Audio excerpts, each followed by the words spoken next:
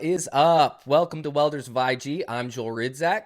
Make sure you like, comment, and subscribe to our YouTube channel. Make sure you check out our Patreon at patreon.com/welders of IG. That way you can get your content a day or two early and be entered into one of our giveaways. We're giving away hoods, shirts, welding gear, all that good stuff.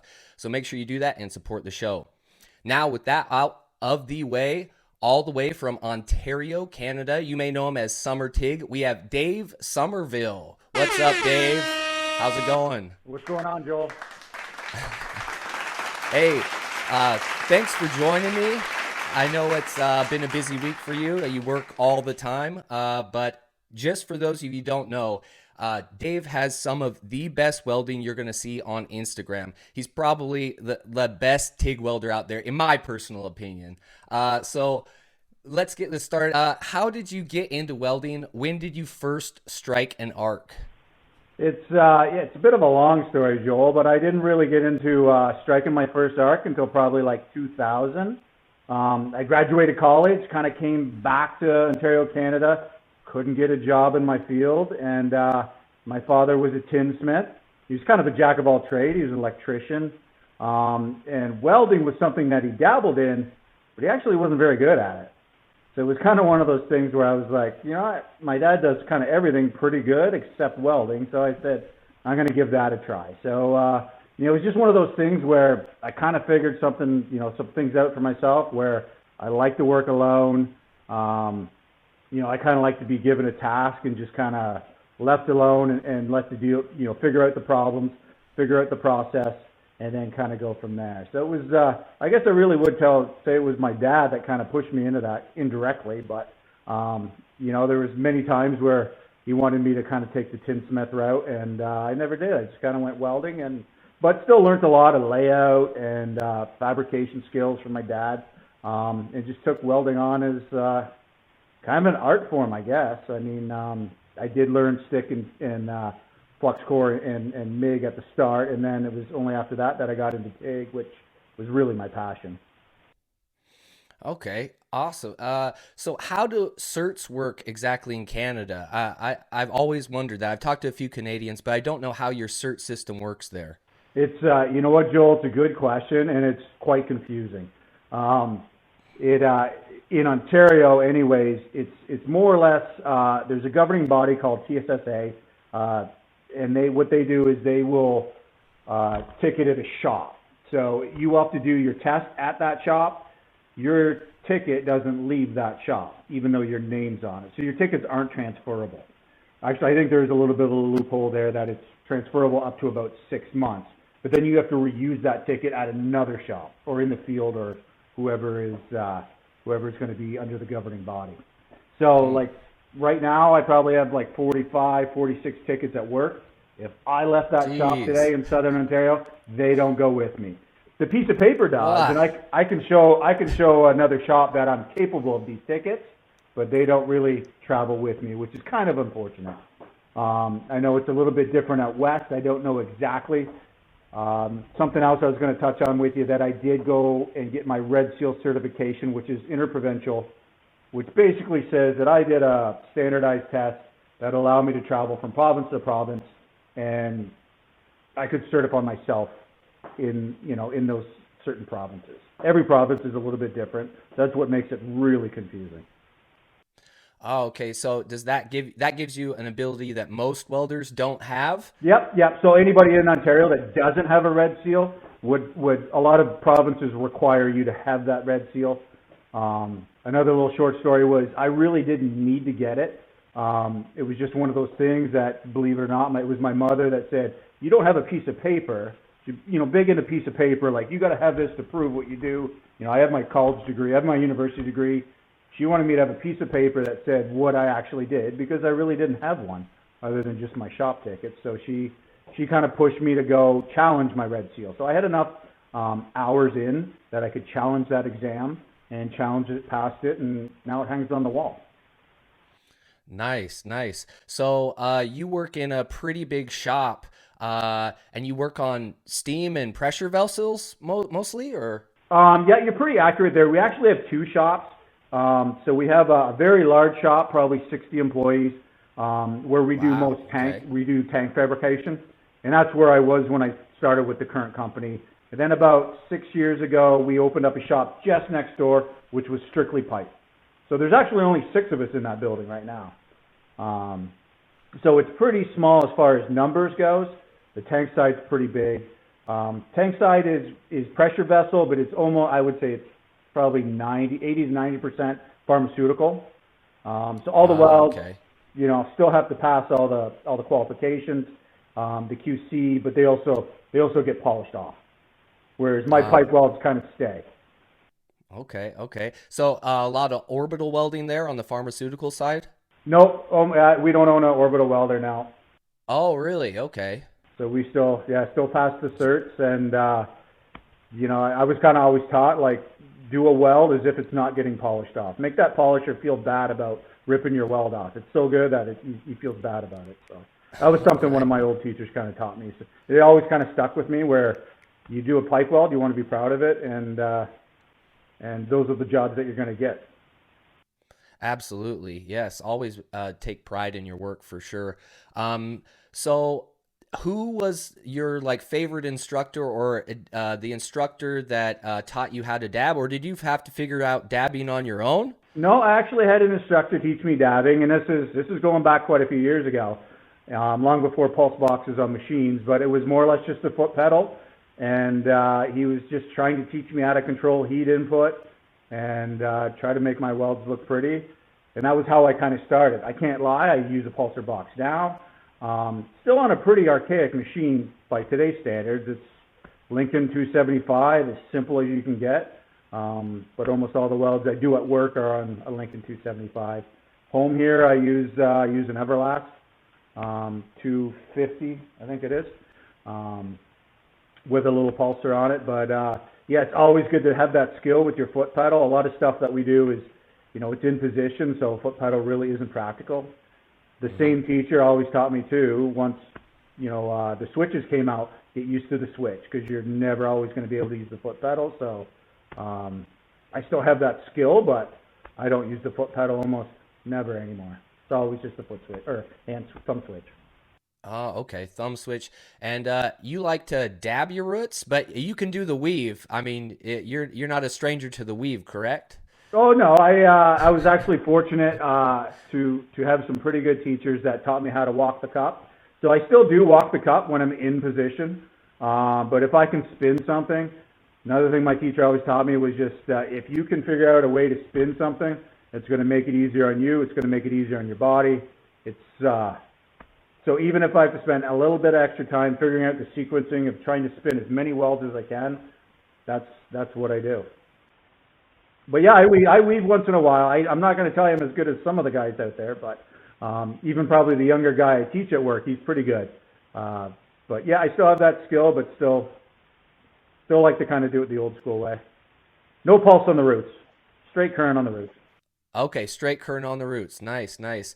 Uh, so what's the secret to the perfect dab though? I know you have a pulsar that helps out a little bit, but what temp you running? What's your little trade secret? Will you reveal that? Do you really want to know? I mean, and this goes back quite a few years ago, back to where we had just the iPods, where I would set up what were they called? The monogram? No, not the monogram. The for what the piano players use.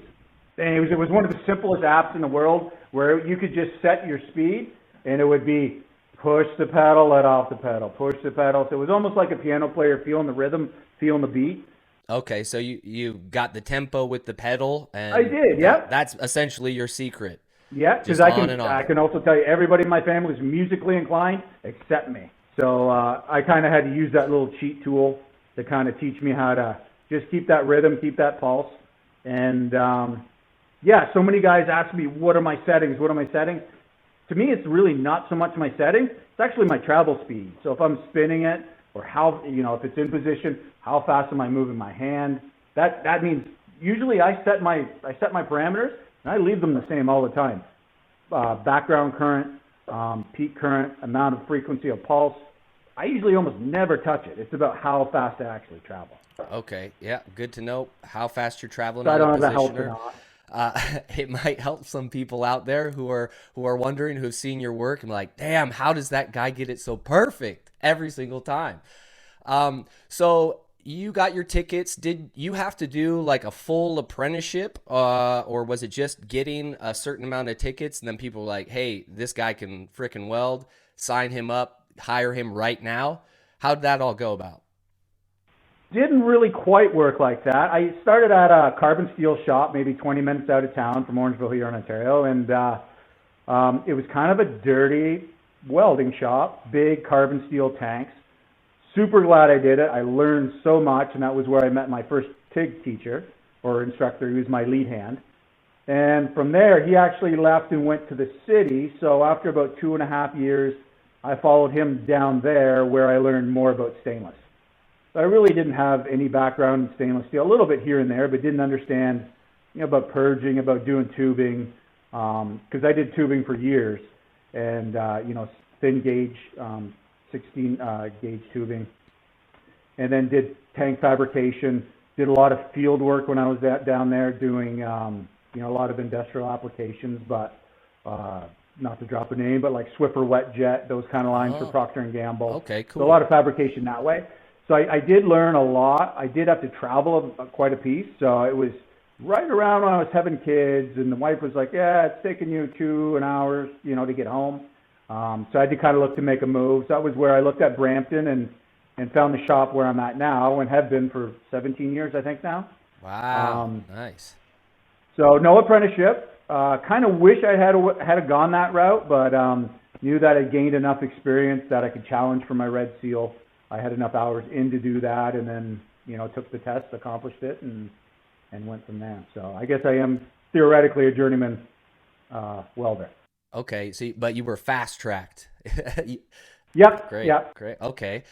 So you said you went a few places, you were driving 2 hours out of the way. Did welding ever take you like way out of the way, like different provinces, like on boats or anything like that, where you had to travel on a plane or? No, not very far. I'd say Ottawa was the farthest. I remember when I did have the job in the city, I had about a 6 month job we had to do out in Ottawa. So it was nothing I had never seen before, but it was a bit of a grind to get there and back every weekend. And I mean, I give the field guys a ton of work. I'm pretty lucky that I work in a shop. It's kind of my choice, but I've done the field work. I don't like unloading tools. I don't like doing hot work permits. Yep, same, I know it's all part of same. it, but uh, I just can't stand wasting 3/4 of my day, doing paperwork. I like to go to my bench, sit down. I know where my tools are. Yeah, I know where Exactly. my coffee is. Yeah, yeah, it's a little bit easy. I know it's a little bit easy, but I'm to that point now in my life where I'm okay with that. I got a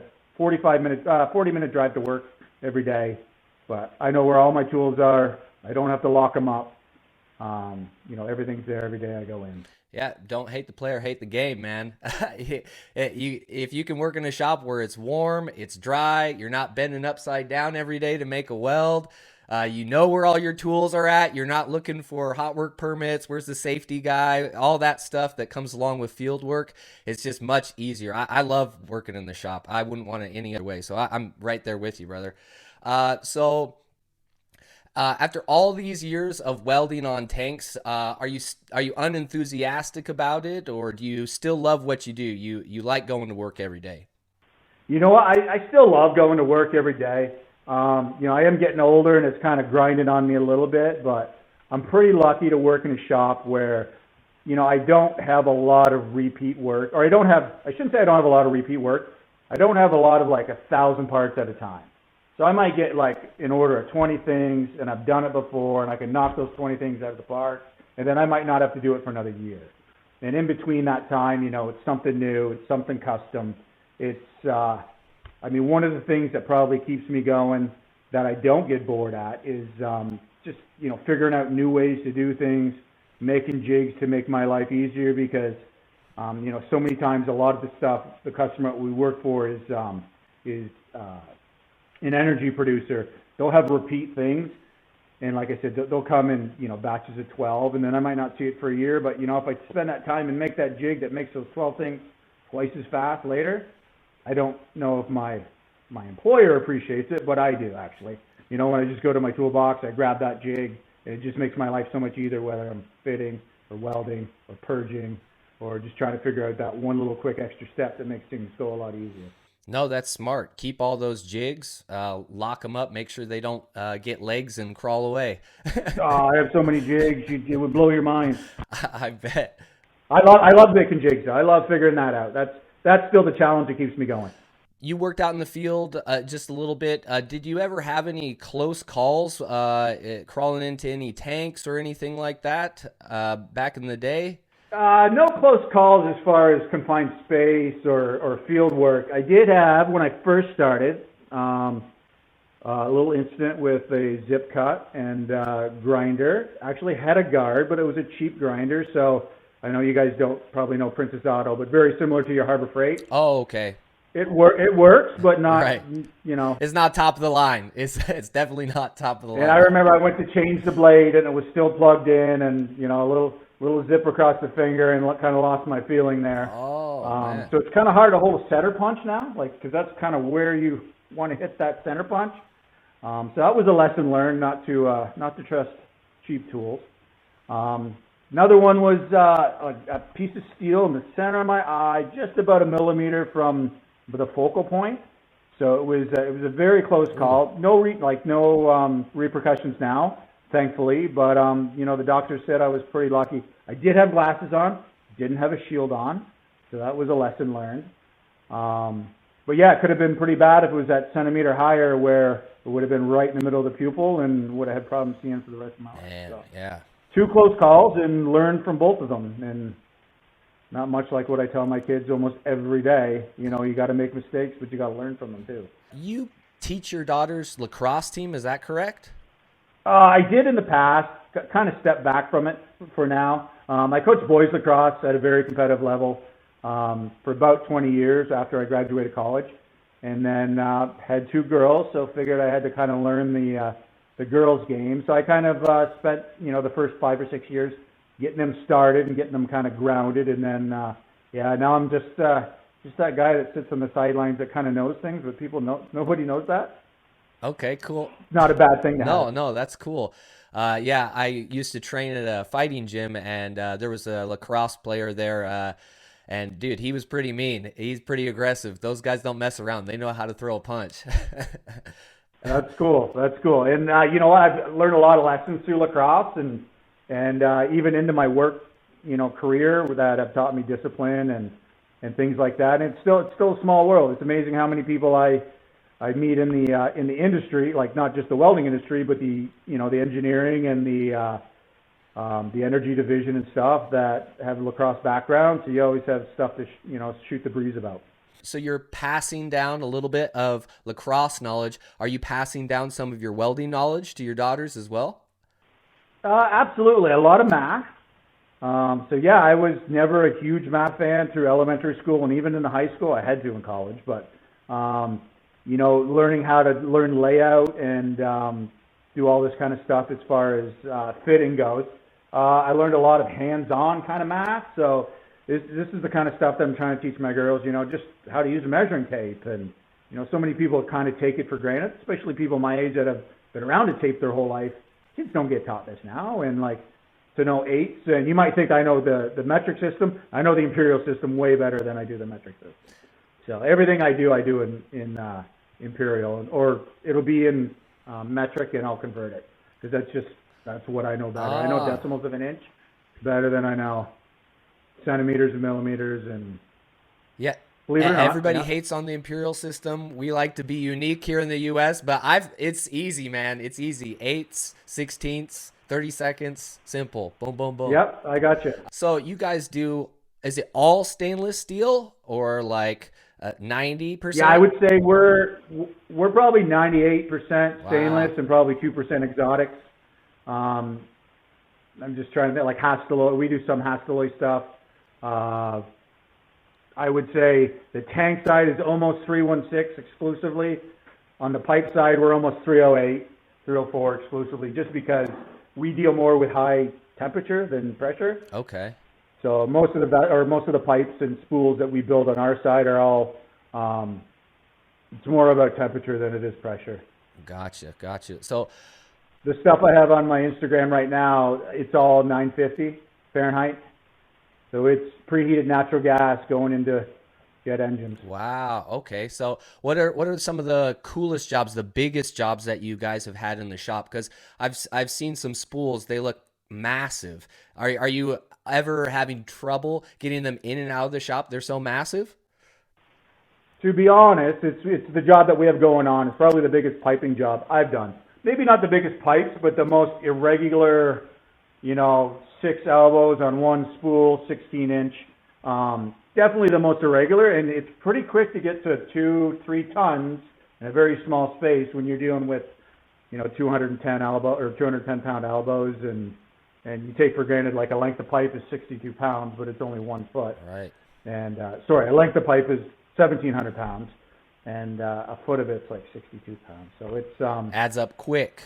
yeah, Don't drop it on your foot. yeah, we have it's a little challenging. It kind of refreshed me on my rigging and how to lift and spin things, and a lot of the routes that we're doing, even if it's a closing weld, we'll still try to do quarter up, flip it, and then quarter up, if we can. Some things we got to do 5G and go from the bottom up, but we try to flip it if we can. So it's been a little interesting and a little challenging, I would say. With we don't have the cranes like we do on the tank side.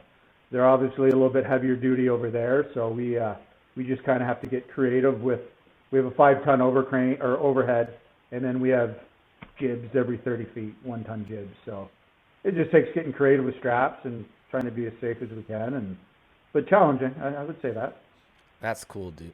And it's an all X-ray job too, so these would be going out the door, back in the door, hopefully no repairs, and then finally back out for delivery. Ah, okay. So they have to be shipped twice, or do you just move them to a different part of your shop and the X-ray guy comes in? No, we actually ship them to. I don't know why it's not cheaper to have them come, but Right. Okay. Whatever if works. there's a failure, I would think it would be way cheaper to have them come because we could stand there and fix it. Right. But outside my pay grade. And then sometimes I'll still do pharmaceutical jobs that are down to 1/8 tubing. Wow. My eyes aren't quite what they used to be, but we can still get it done. That tubing is really tedious. Like, I couldn't do that, man. That's so small. How do you not burn through that pipe? There's little tricks and just on off, and little wire here, little wire there to keep your puddle cool, but not too much so that it looks like a bird turd on it. But Right. it's it's kind of nice to get that job every once in a while just to have something different. But I can't lie, I love putting in a root pass, and I love doing a fill and a cap. Working through lockdowns, were you guys able to stay working in your shop, or did you guys have to stay at home for a while? You know what? We did. I went every day. So I still did the 40-minute drive into work. And I mean, one of the nice things was our pipe shop is so small that, they kind of stop people from going from one shop to the other. So it was just the 6 or 7 guys in our shop. So we would go to our bench. That was it for the day. Get in your car, go home. So we were kind of lucky that way. We all kind of ate lunch at our bench anyways, so it wasn't like we had a lunchroom and all that kind of stuff to deal with. So we were lucky that we kept going, but I could say it's probably the slowest year and a half that I've ever had. Like it was pretty, some days were pretty painful to put in the day. So we did slow down quite a bit, but, halfway through, orders started coming in, and then it takes, the 6 to 7 months to start getting material and get things rolling. But it was challenging. But actually, I was kind of lucky that I had a lot of stuff going on in the garage at the time. So I didn't feel so bad about going to work and then coming home. I had something to do when I got at home in the garage and had some side hustle stuff. Oh, what are your side hustles? Do you make art? Do you make exhausts for cars or something? No real. I mean, I've done some auto before, done some exhaust, but do a little bit of art, do some teaching. Some high school kids, like actually grade 8, not high school. This past winter, were really interested. They had canceled the welding course here in Orangeville for high school, and they just these were kids that had never really seen an arc, interested in it. So it, kept me busy for 5 or 6 weeks, just kind of keep teaching these kids, about the arc and how cool it can be and what's possible. And that was kind of a neat thing. The other thing that actually brings in a little bit of money, I do some wastewater stuff. So nothing fancy, just kind of, I'd say slap and cap, but I can't slap and cap. I still have to put a proper root in and purge it. And I've seen some of the stuff that guys do, but I can't sleep at night if I'm doing that. Old habits die hard, man. Yeah, a little wastewater. Yeah, it's, once you learn how to do it the right way, it's hard to do it the bad way. So what are your future plans? Are you going to do more instructing? Are you going to keep welding at the shop and just ride out into the sunset on your TIG welder? It's a tough one to say. I'm starting to get sick of the 40-minute drive every day, to be honest, a little bit, but still got to pay the bills. I like doing the stuff in the garage. I like teaching. Not a real financial opportunity to teach around here, which I think is unfortunate. But I'm always open to welcoming a young kid, boy or girl, in the garage. I help my daughters out. They know what the arc is. They know what tungsten is. They know that you can't touch the tungsten. They know how important it is to kind of do things the proper way. But I don't know. I still got quite a few years if I was to stay here till 65. So we'll see. We'll see. So I guess I can't answer that one. Don't know quite yet. Not quite there yet. Not yet. Undetermined, but whatever it is, it will involve welding and fitting and that. So awesome, dude. Well, your work is one of the best on Instagram, hands down. Thanks so much for taking a little bit of time out of your Sunday and talking with us. Really appreciate it, Dave. Not a problem, Joel. I appreciate the opportunity to kind of tell my story. Right on, dude. All right. Have a good weekend. Take it easy. Thanks, Joel. I appreciate it.